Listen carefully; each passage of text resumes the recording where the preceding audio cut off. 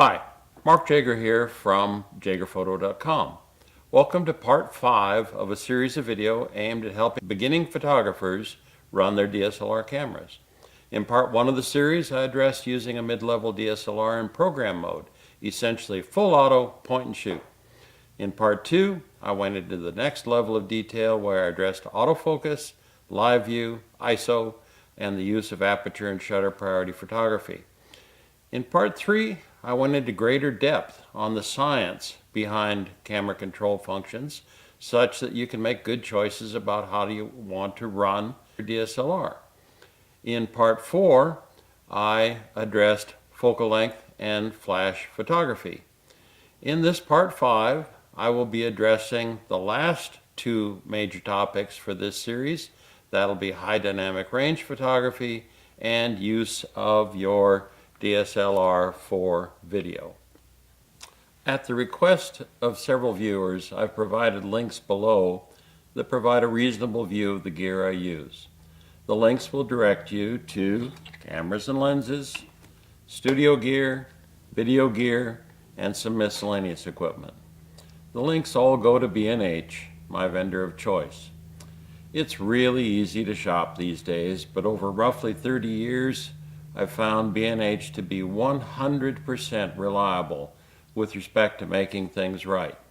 Usually everything is straightforward and easy, but when the train jumps the tracks, a vendor that takes care of you is huge. Feel free to shop the links and/or browse after you're at B&H. You will probably find something that helps you. Oh, I almost forgot. Be sure to check the link for this week's specials at B&H. High dynamic range is a really cool technique that allows you to combine photos taken at different exposure levels into one photo. There's two methods of doing this. One is integral to the camera and one involves software. Many DSLRs have the capability of combining two JPEG shots. You navigate to the menu, select HDR from the shooting menu. You then select one or continuous HDR shots. You select the HDR strength. This is the degree of exposure change you desire between the two shots. Then frame the shot, focus, and shoot. The camera will take two exposures and combine them. You cannot use this HDR technique for RAW format shots. Here are some JPEG examples of this HDR technique. In the first two, the monkey is poorly illuminated and the background is pretty dark. The first shot shows the deep shadows on the left side. The HDR shot lifts the shadow details significantly. The next shot is similar to the first, but slightly better illuminated with a very dark background. The HDR shot lifts the background to make the detail visible. This is an okay technique, but it's not as strong in terms of technique as what we're going to talk about now. There is another method that allows shooting high dynamic range in RAW or JPEG that employs the bracketing capability. Depending on your camera, you may be able to select bracketing using 3, 5, 7, 9, or maybe even more shots. The bracketing function allows you to take a series of shots with a fixed exposure difference between each shot. Depending on your camera model, you may be able to select 0.3, 0.7, 1, or 2 stops of exposure difference between shots. You can bias the difference to start at nominal and increase, start at nominal and decrease, or go evenly above and below nominal. Let's say that we want to take 5 shots at a one-stop separation going above and below the nominal. Here's how you'd select that on the D850 or the D7100. Press the bracketing button and rotate the sub-command dial until you see 5F1. This will take 5 shots at -2, -1, 0, +1, and +2 stops. Go ahead and compose the shot, focus, and either hit the shutter button in single mode 5 times, or select continuous and press the shutter button one long time. The camera will take 5 exposures for you. You can hear them happen, you know, zip, zip, zip, zip, zip. Anyway, 5 times. Now, here are the 5 shots on the back LCD. To combine the shots, you need to send them to software like Photomatix, Lightroom, or Photoshop. Here is a composite of the 5 shots. You can see that the composite shot has nice detail in all parts of the photograph. Many DSLRs today allow recording of video in addition to their still photography capability. Older DSLRs weren't great video cameras, but there's been huge improvement in the capability of DSLRs to capture quality video. In the menu, you will want to select the frame rate, the frame size, and the frames per second. Here are the available selections on a Nikon D850. You have choices of 24 to 30 frames per second in ultra high definition, which is 3840 by 2160 pixels, 24 to 60 frames per second in HD, which is 1920 by 1080 pixels, and 50 or 60 frames per second in SD at 1280 by 720 pixels.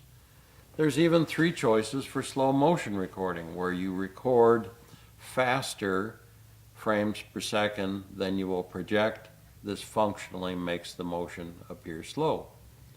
Your camera may have a different list to choose from, but you probably have something in SD, something in HD, and may or may not have something in UHD. To get going with video, if you're going to manually select things, you first need to select a focus mode, AF single or AF continuous. Next, you need to select an AF area mode. Some cameras have differing options for live view mode.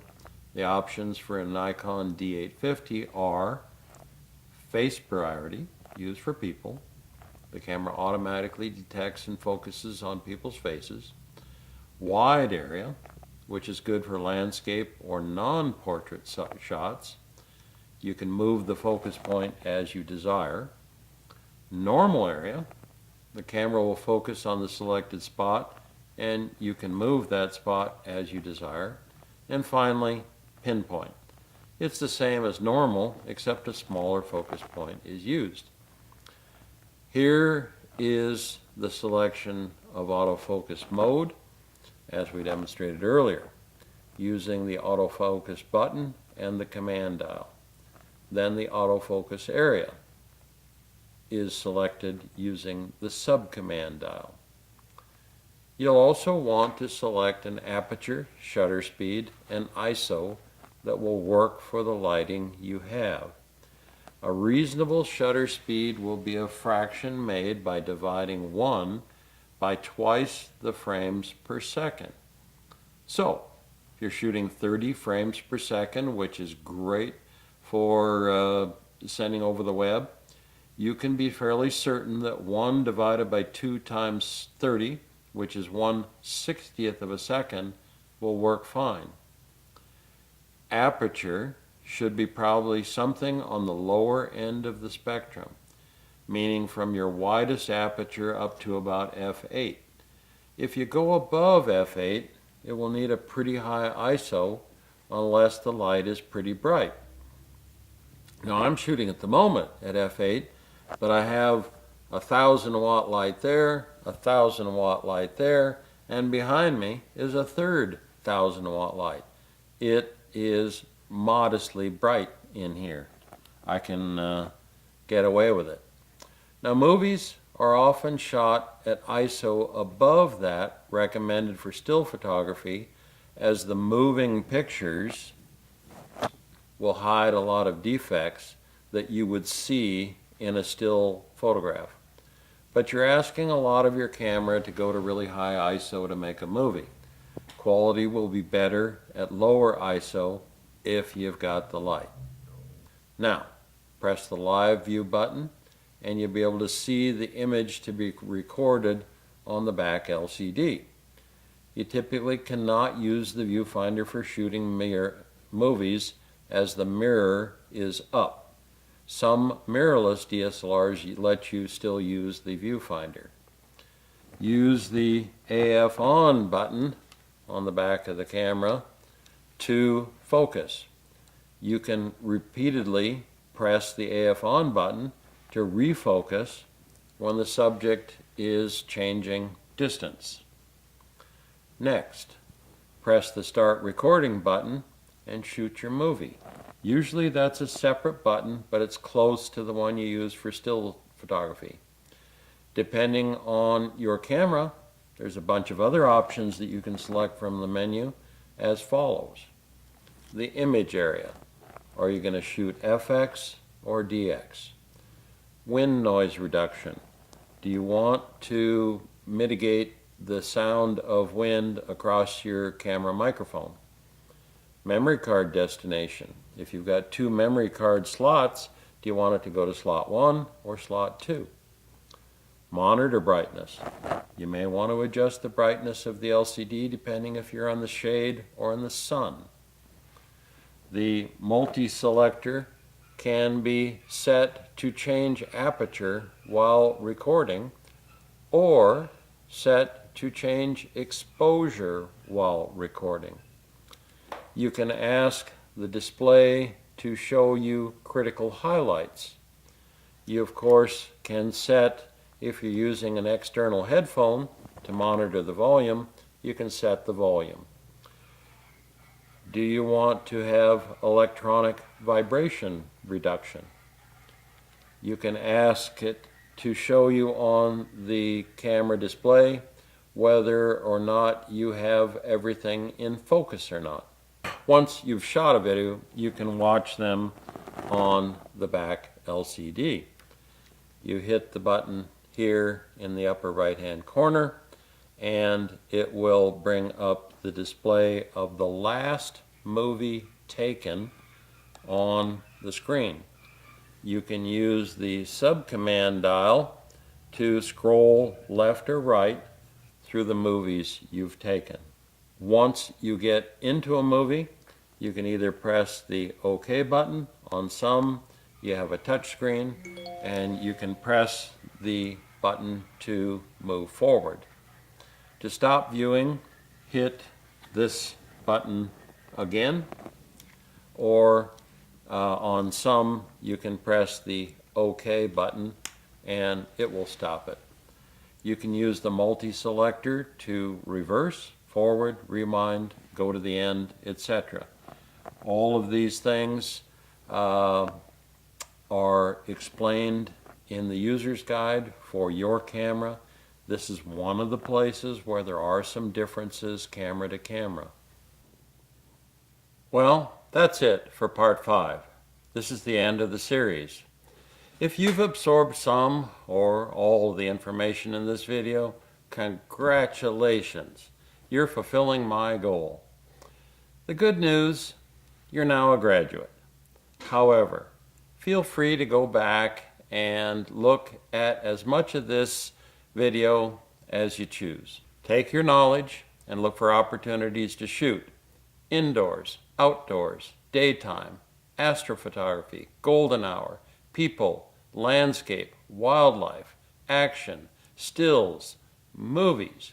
Try as much as you can. Let your artistic inspirations be your guide. Shoot, evaluate, correct or change, and then shoot some more. Most of all, have fun. Photography is a great pursuit. I really hope you enjoyed this video series. Be sure and subscribe and check out the gear links. Enjoy.